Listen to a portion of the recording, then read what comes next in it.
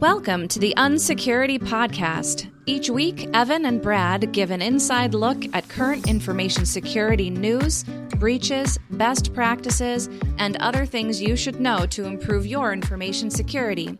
Here are your hosts, FR Secure's Evan Francine and Brad Nye. Happy Monday. Today is, what is the date? June 17th. June 17th. Monday, June 17th, 2019. And this is episode 32 of the UNSECURITY podcast. I'm Evan Francine, and joining me today is Brad. Hi, Brad. Hello.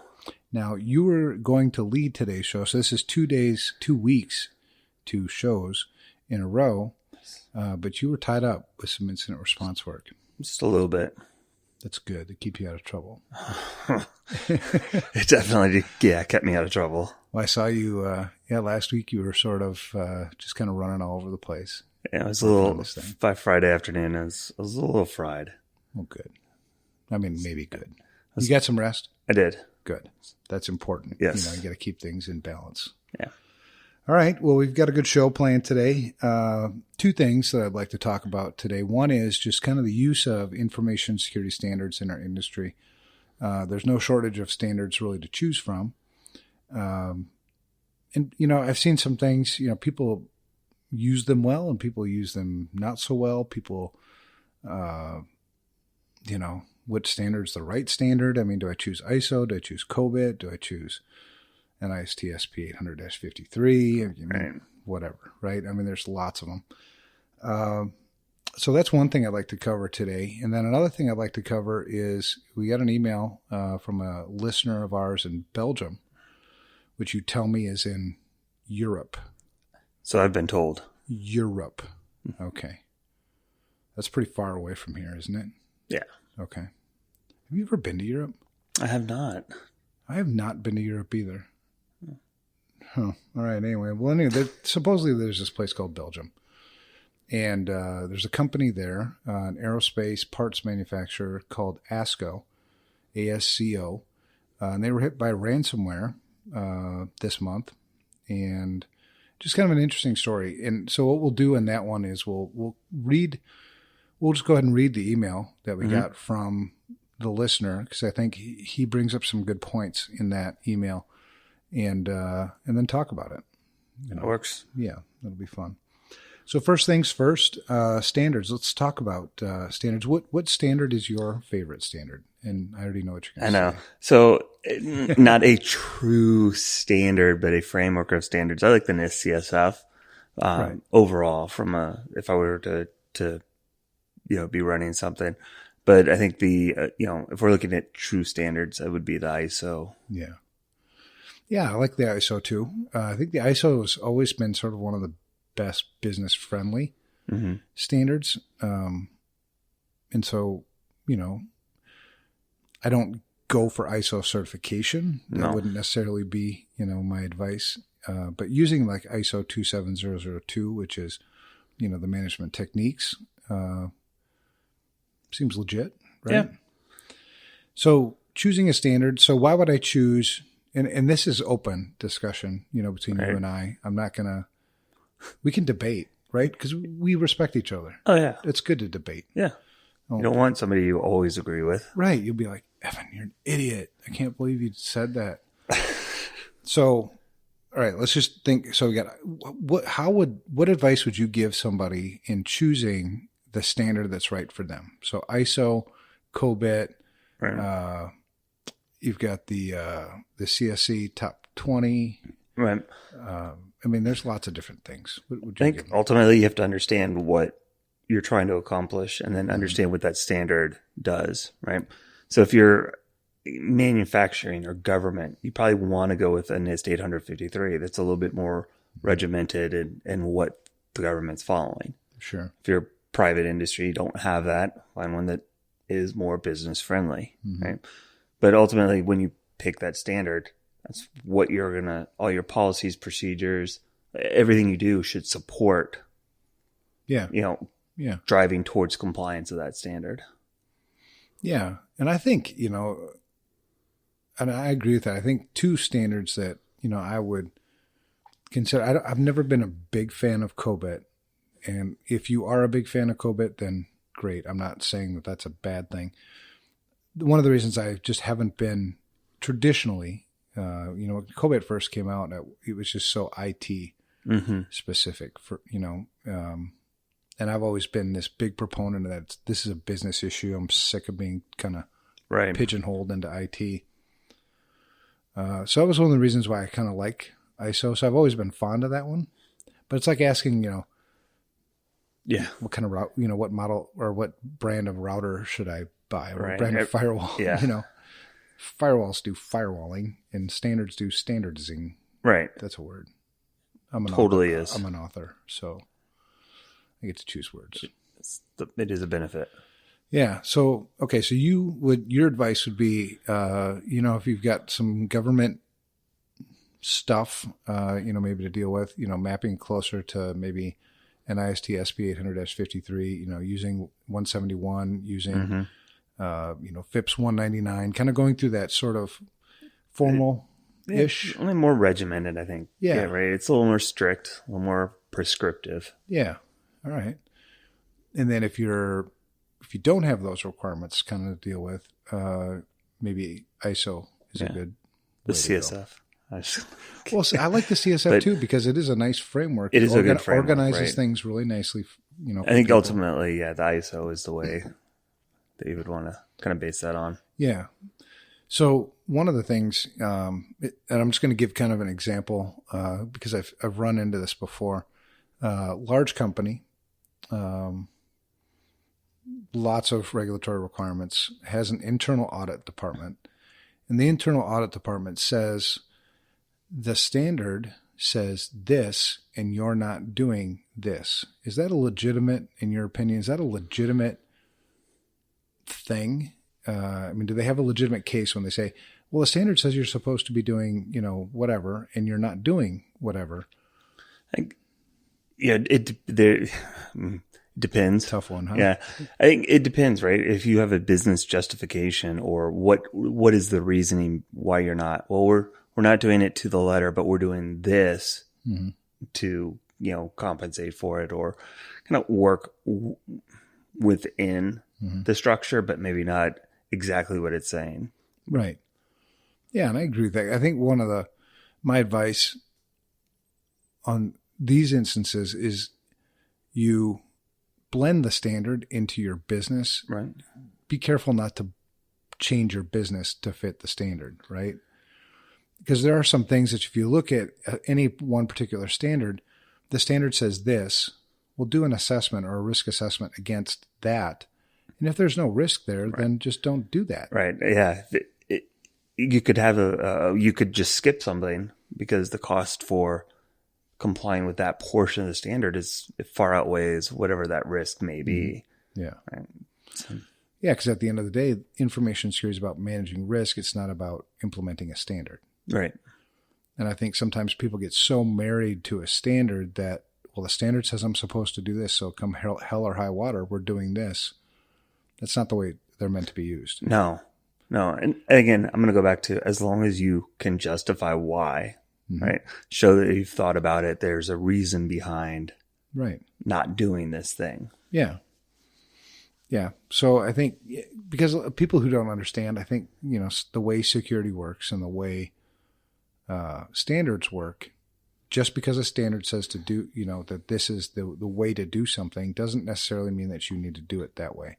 Right. The standard may have, think about the why the standard is asking you to do something. Why does the standard say, I need to have an asset inventory? That's an obvious one, but because you need to have an asset inventory, you can't secure what you don't know you have, right? So, but there's lots of different ways to do an asset inventory.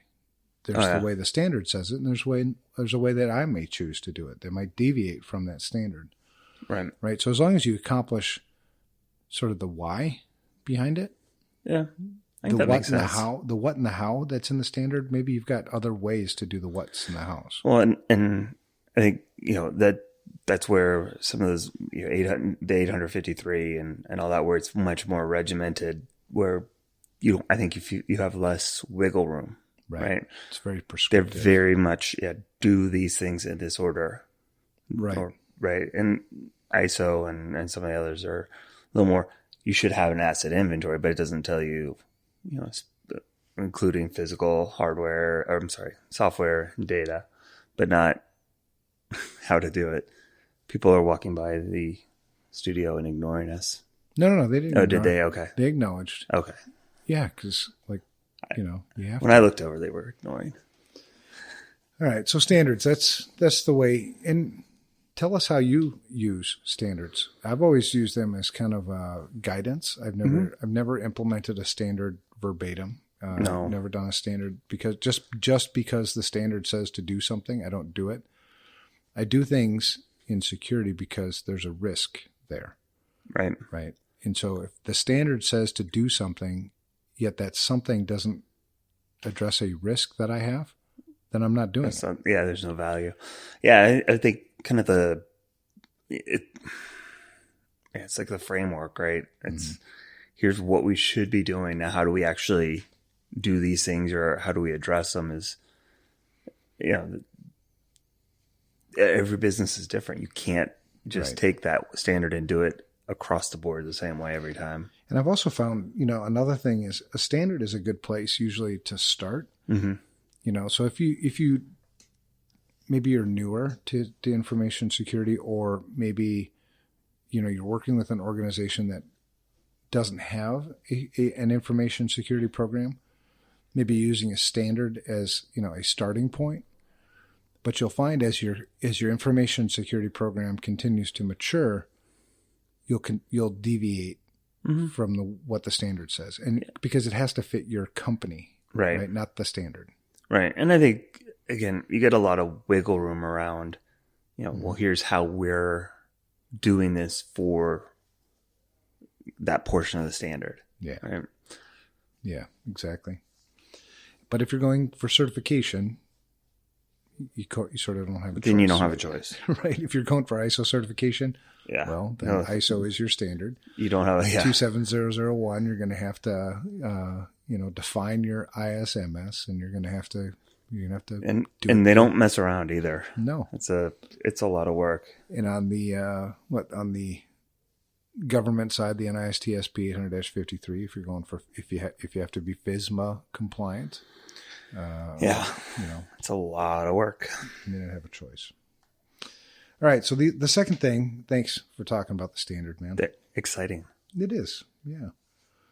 I find that I use standards a lot less than I used to. Again, they help me make a case. Yeah. But if you can make the case without the standard, then make the case without the standard. And like we map our policies and stuff to ISO, and then we do it to the CSF, right? But here's what we're using as the guide, or as the baseline, right? All right. So the second thing, we got an email to the unsecurity@protonmail.com email address.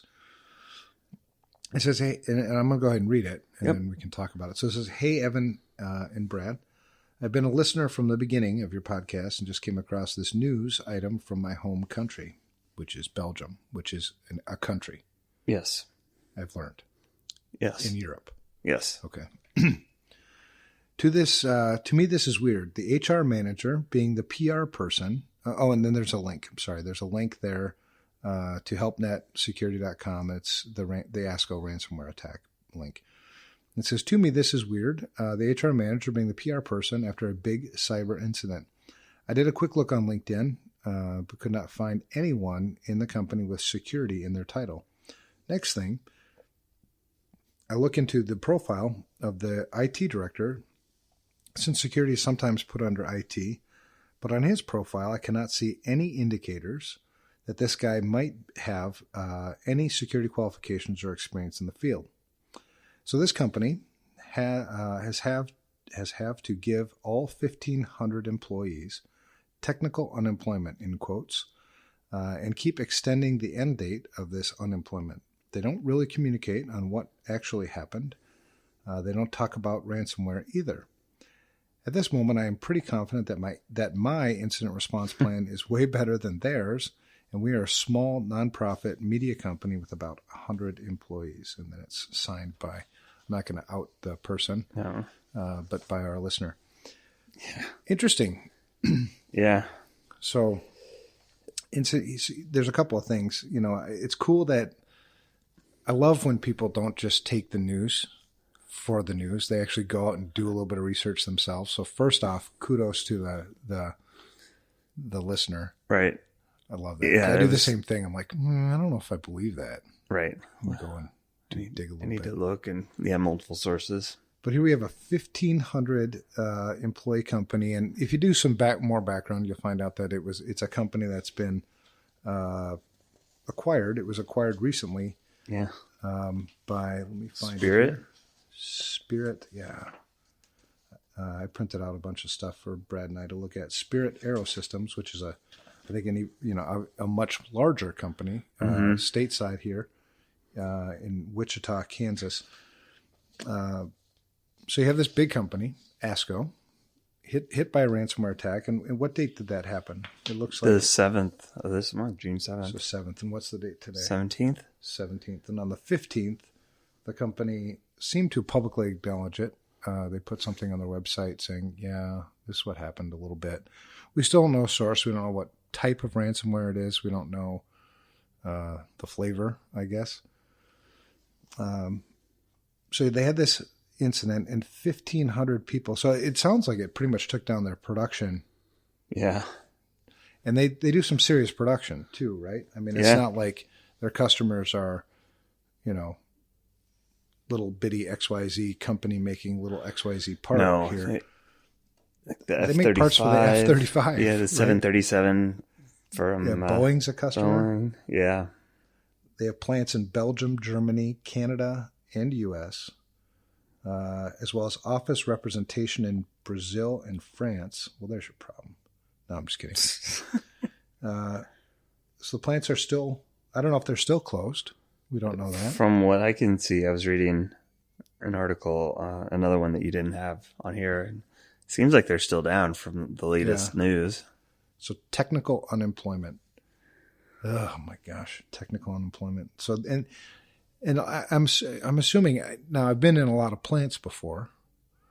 A lot of manufacturing facilities before, and typically these are bluish collar workers, many of them, right? That aren't,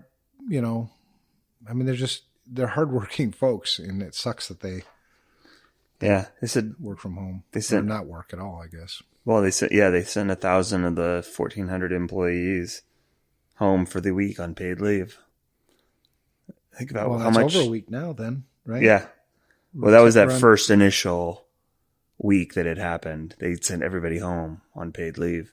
Right. Imagine what the cost is going to be. And those are those kind of soft costs that don't get calculated in. And what was the cost in Atlanta? I think the estimate was $2.6 million, something like that.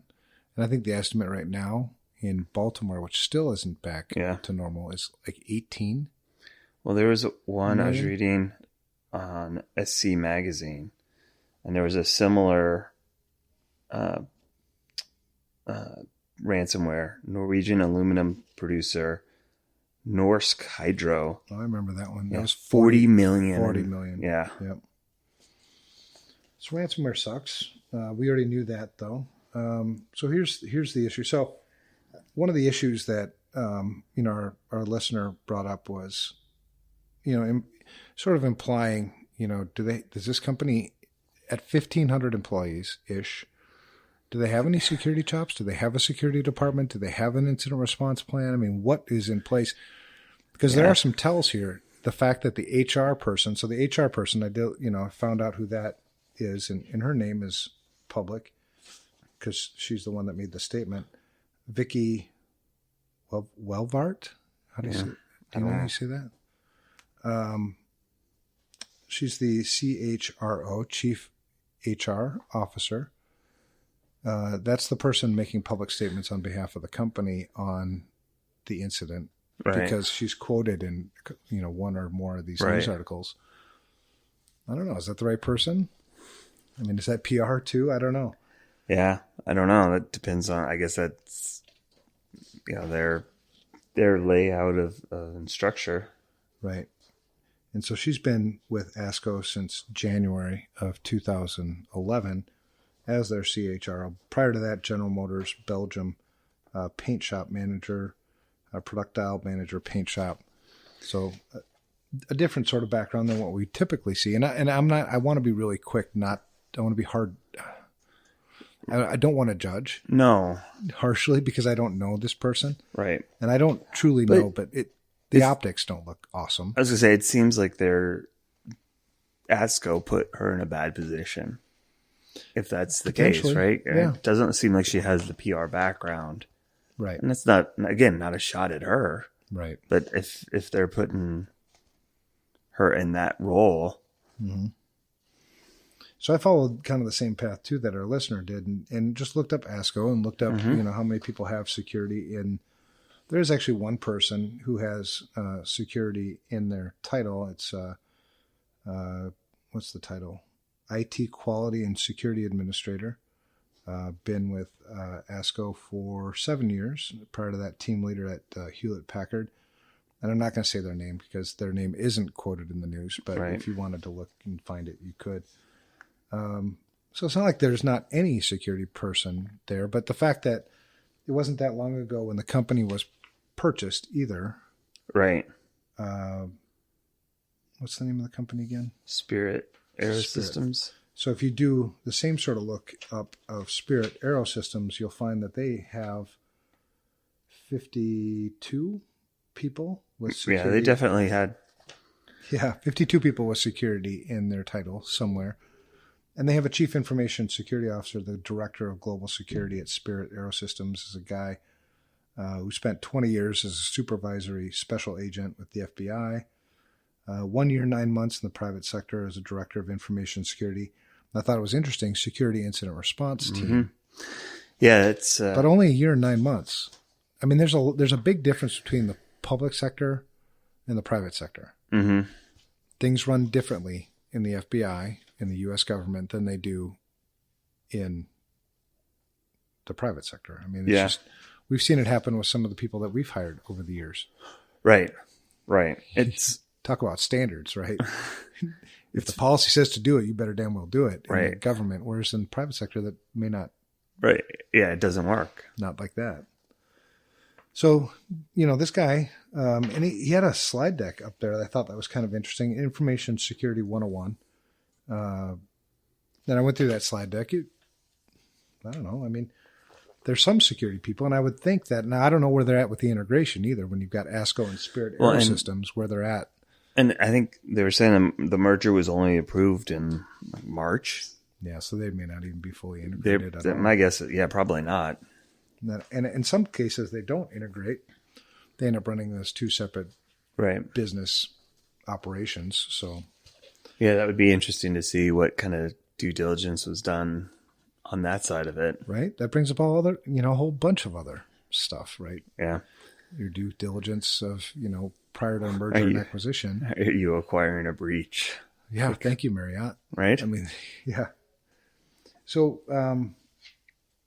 there's a lot of things here. So getting hit by ransomware, and you read a lot of the news stuff, and it's the same things you hear all the time. Ransomware's bad. Don't pay the ransom. You know, prepare ahead of time. Take the money that you would have spent, and that's all good, like Monday morning quarterback type stuff. And it's true though.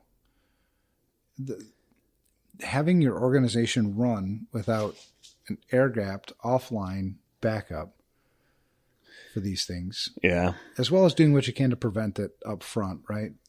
Really good training and awareness programs. But no matter what you do, people are still going to click stuff. Yeah. Yeah, we see it all the time. Right. Well, and we're seeing the phishing attacks are getting, the one on this IR I'm working, it is probably one of the better ones. They phished a small subset of people with a pretty realistic one, but had some tells. Mm-hmm. Then got in and copied the president's email signature out of an email and phished the entire organization from inside. Right. And the one that came from inside looked really convincing. It just takes one person and then, bypasses all those things. Yeah. But the question then is, how did it get through the spam filters? But that's what attackers do. Right. Right. I mean, attackers aren't, especially if you're specifically being targeted, it's not hard to SE, go to any. So this is an attack I've seen before. Go to an IT conference, right? That because people brag about the conferences that they're going to. Right. So you have a target, a company that you're targeting, and you start following their information security guy or gal, right, on social media, and they're saying, "Oh, I'm going to be at BurCon on Friday and whatever," and you're like, "Oh, okay, cool. That's wrong. I'm going to go meet this person at BurCon," and then your peers, right? You come off as peers. You start talking about, "Hey, what are you guys using for antivirus?" Right. I'm having real troubles. I'm not happy with Trend. It's just it's not doing what I need it to do. Oh, really? Well, we're using Kaspersky, and it's working great. And oh, really? Okay. And you have this conversation, and you're building. Because I've seen this attack. I mean, people think this stuff doesn't happen. No, especially again if you're targeted. Yeah, it's totally legit, and don't put it past attackers to do this kind of stuff, this kind of background, and then the attacker creates their malware. And what do you think they're going to test it against? Right, what you're using. Right, they're going to go download. What's your spam filter? What's your antivirus? Right. What are your firewalls? Yeah. So I don't know. It just relying on that, isn't going to. No, obviously isn't going to work. It's a multi-pronged sort of defense. But where your defenses fail, and we've been preaching this forever, where your defenses fail, you need to have something in place to detect and respond to it. So preparing for these types of attacks, it's inexcusable to not prepare yourself for a ransomware attack, knowing that they're this prevalent, knowing that they're this impactful. Mm-hmm. We've seen in our own practice here, and we're not a huge company. We've seen companies go out of business because they can't recover from a ransomware attack. Yeah, I think it's going to happen, right? We keep saying it's not a matter of if, it's a matter of when, and how are you prepared to handle it? Mm-hmm. And you can't head in the sand. It's not going to happen to us. Just doesn't cut it. Well, it's not reality. Right. We're living in an entirely different world, right, than the rest of us. Yeah. So, and I don't, and to the emailer's point, I don't know what sort of incident response plan they had in place. I assume there'll be more details that will emerge in time. Yeah, but that complete radio silence is not. Well, and having your plants offline for any period of time shows that they didn't prepare, right? At least for this particular type of attack, which we don't know the details of this. Yeah, you would think at this point they would have.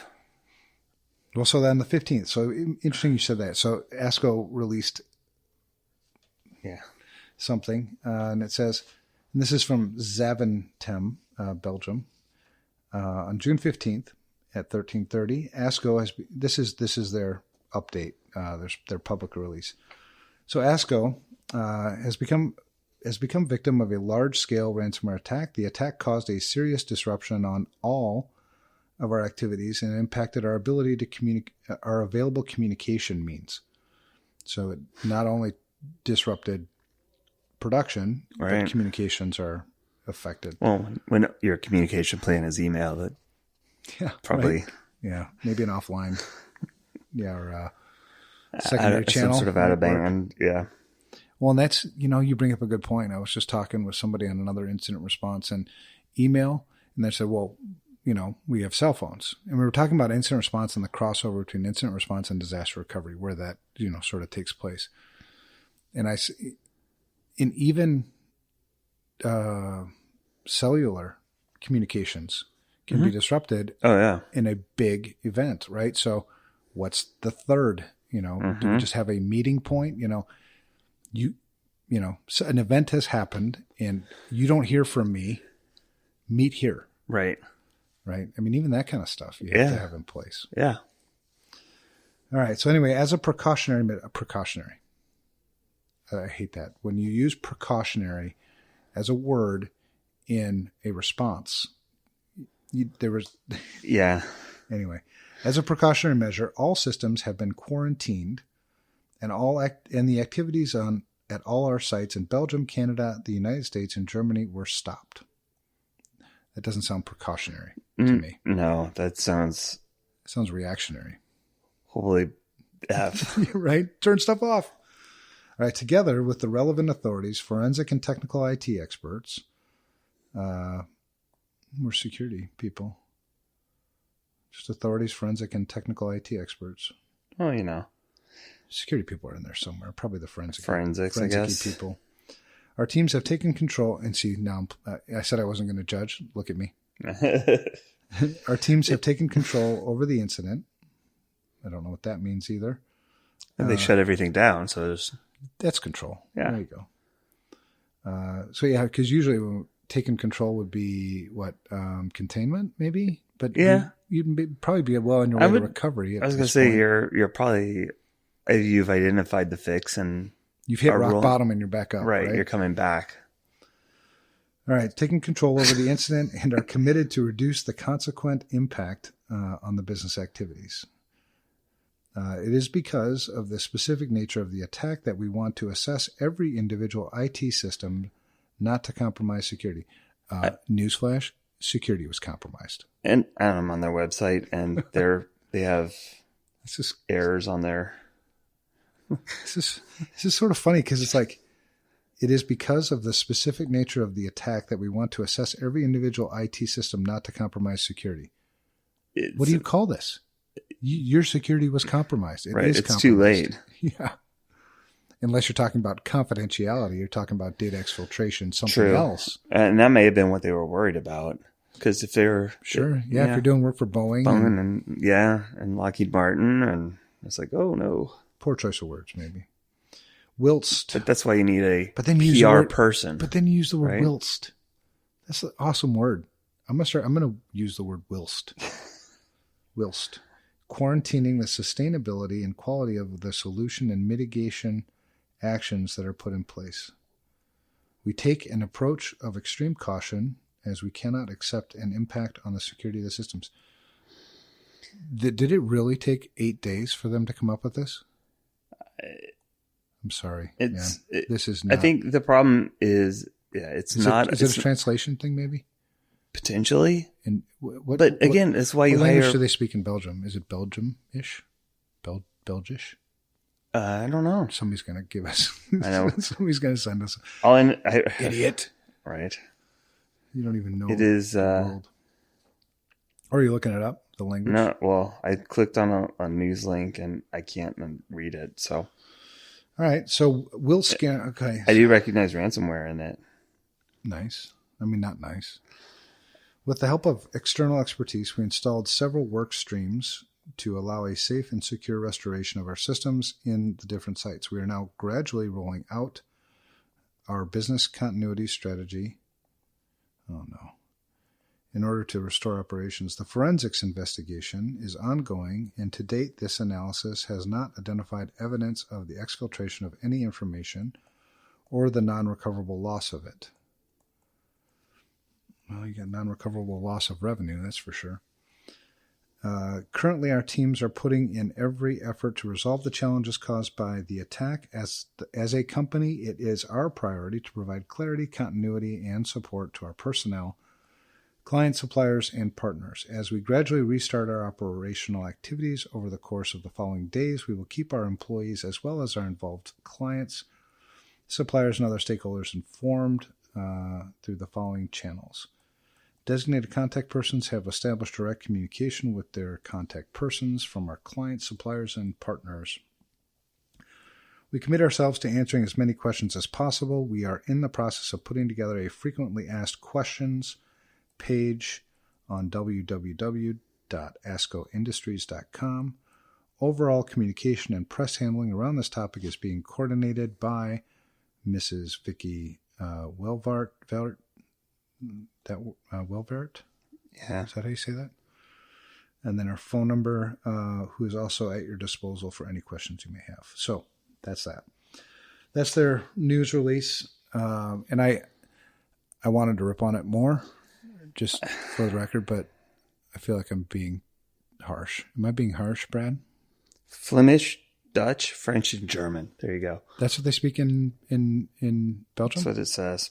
All right. I want to go to Belgium. I met a guy from Belgium, actually, once at He's Dutch. Black Hat. He was in my social engineering class with me. He was cool. I liked him. I think the problem that I have, I think this is, and again, very clear. I'm not ripping on any of the people that are making the statements, right? I don't know their background. That's a crappy statement. But this is why you hire a PR specific, or you have a PR person do this, because, like you said, words matter. Oh yeah. Translation, if it's lost in translation, but it's put on their website in English. Well, and if it's lost in translation, then do two different statements. Right. Do a Belgium. Right. And that's what a PR company is going to know and understand. Mm-hmm. And I think, like you said, words matter. So these little things make you go, what exactly are they doing? Especially when you're talking about people's jobs. Right. You have 1,500 people or 1,000 people or some number of people don't have work right now. You better be damn clear on the words you're using. Right. Yeah, because they're going to be looking their at ability to make a living. Well, but it said they're paying them, so they're at least getting paid. Did they? Yeah, Okay. they send them home with pay. Oh well, then let's get some ransomware here. How many? No, thank you. But how many of those people are going to go? Well, I'm going to go work somewhere else because, right? There's no communication. This is what they're being put out there. Is there? I would assume there's no internal communication going on. Yeah, I don't know. Right? You would think it says their communications right were impacted. I don't know. Yeah. Interesting statement. But then you get all the normal, newsy stuff, right?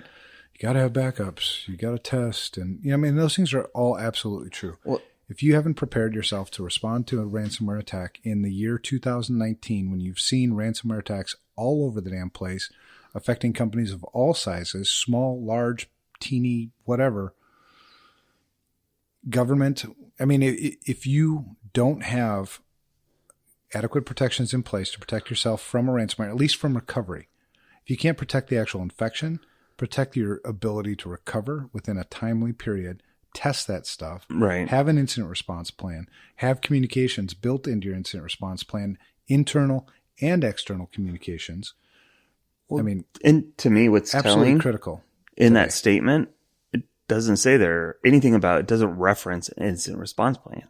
We're gradually rolling out our business continuity plan. That's the only plan they mention. Well, and the fact that you use security as only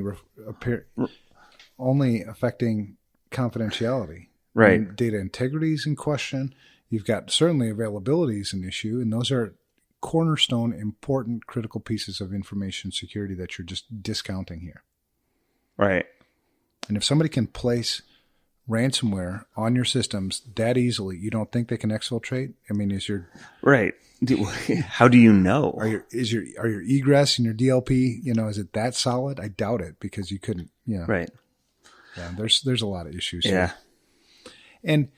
And I don't want to be critical of just ASCO either, right? This is the latest example. This is an epidemic problem. Oh yeah, we see it all the time.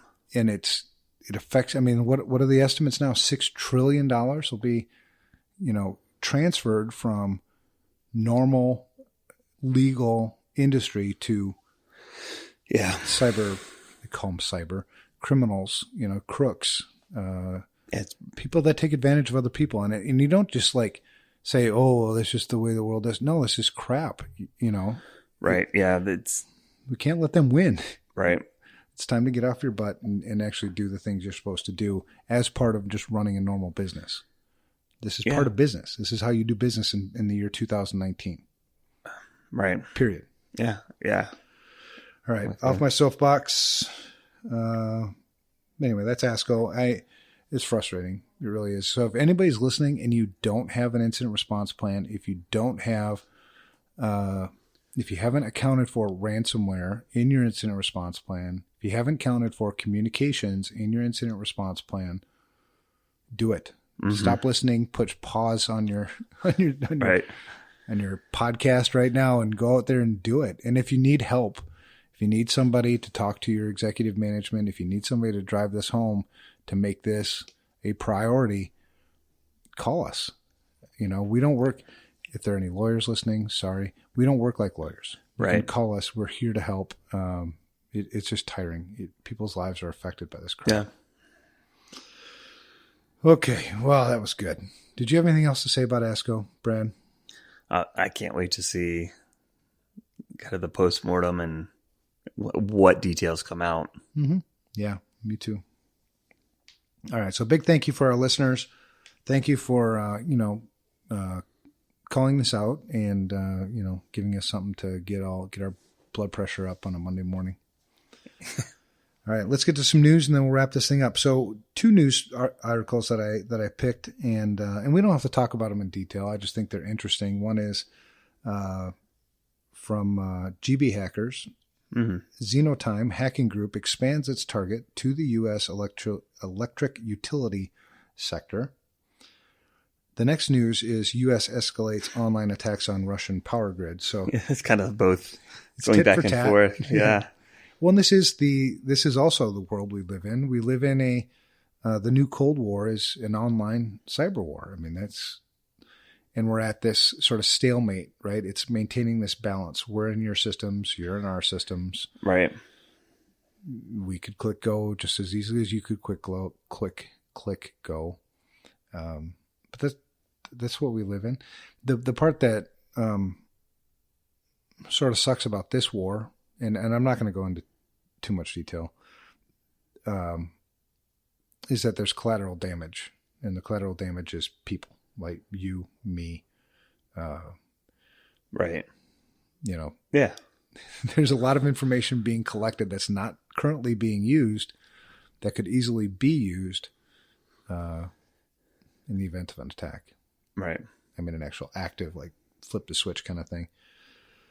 So that second story, the U.S. escalates online attacks on Russian power grid. That's on MSN.com.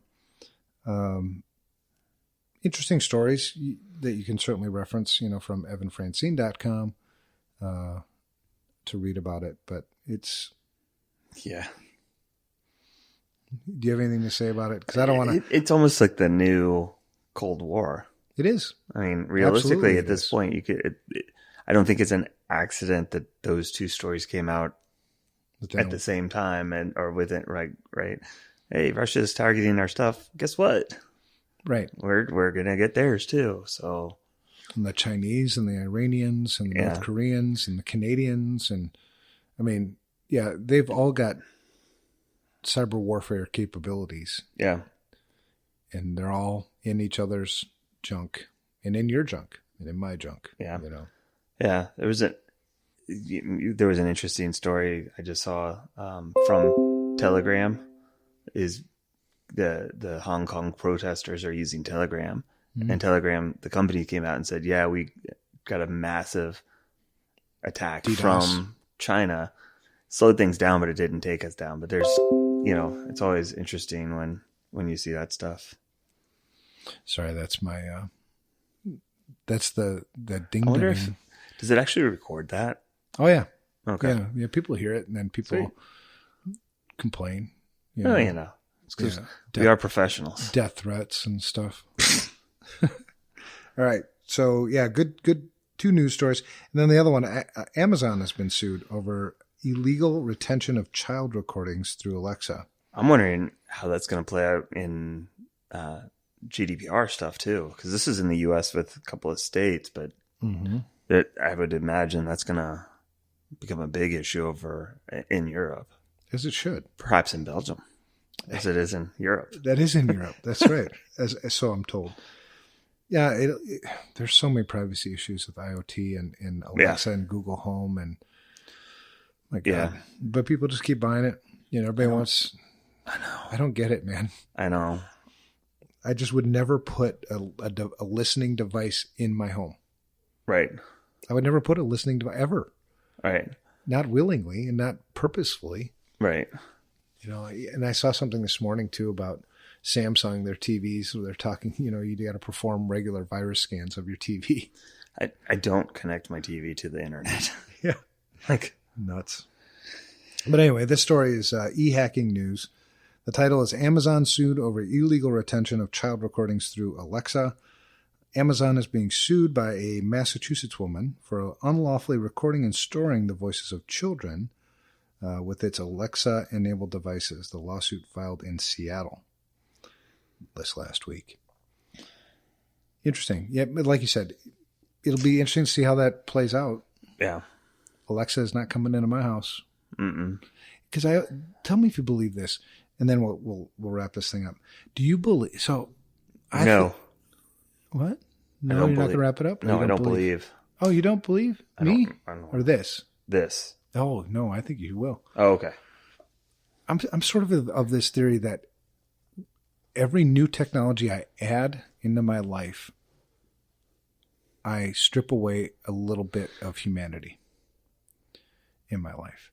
So and it kind of dawned on me this weekend because I was out camping and I was walking and I was like, man, it's just beautiful. Right. I'm not in front of a damn computer. I'm like, you get so plugged in. Yeah. And is it that hard for me to get up and go to the store and buy something or go on versus having Alexa have to buy it for me or to, turn down the shades on my windows. And I think there's no question there's been, a lot of good coming out of it, especially like the GPS and the mapping and that stuff is cool. That stuff is really nice. But yeah, it almost feels lazy. And we're losing ourselves. Right. We're letting the machines do things for us that you should be doing yourself. Yeah. Yeah. Like even the voice control remote. I'm like, no, come on. Right. I remember I had to walk across. Right. I remember when I was my father's remote control. Right. Evan, turn on the Twins game. All right. Which one? Where do I have to turn the dial? Which way? Yeah. What number, Dad? All right. Anyway, that's this week. That's our old man yelling at the clouds moment of the week. Well, I just think it is. I do think it's true. I do think we're losing our humanity. I really do. We're losing our ability to have face-to-face conversations like we used to. Kids are all, they're not interacting. Right. Like, where I live in a small town I live in Waconia, Minnesota, right? Small town.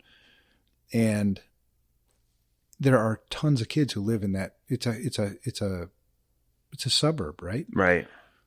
And any given time when I drive through a small town, you should see kids everywhere. Yeah, you just don't see. You just don't. Yeah. Back in, and it wasn't all that long ago when you would. They'd be hanging out. They'd be having fun. They'd be riding their bikes. They'd be building a bike jump. They'd be doing something fun in person. Right. And now they're on games or, Snapchat or, right. God yeah, knows they're not, the social skills are not there. Yeah. Because like any technology, there's good and there's bad. I'm just fearful that the bad is, I don't know. I'll write something about it someday. All right, so that's a wrap. Thanks again to our listeners. Thank you, Brad. Always enjoy talking to you, man. Yeah, it's one of my favorite I like doing times of the week. So let's go have a great week. Don't forget, you can follow me or Brad on Twitter. I'm at Evan Francine. Brad's at Brad Nye. That's BradNigh. I might have to actually tweet something this week because I'll be smoking ribs and a brisket. So there you go. Some barbecue pictures. That's all my Twitter is going to be. Why not? Yeah, I agree. And email us at the show, unsecurity@protonmail.com. That's unsecurity@protonmail.com. We'll get you on the show. So thanks a bunch. Have a great week. Thank you for listening to this episode of the UNSECURITY podcast. We value our listeners and would love to hear from you. Give us your feedback by emailing us at unsecurity@protonmail.com. That's UNSECURITY @PROTONMAIL.com. tonmail.com. Be sure to tune in next week to hear the latest insights from Brad and Evan.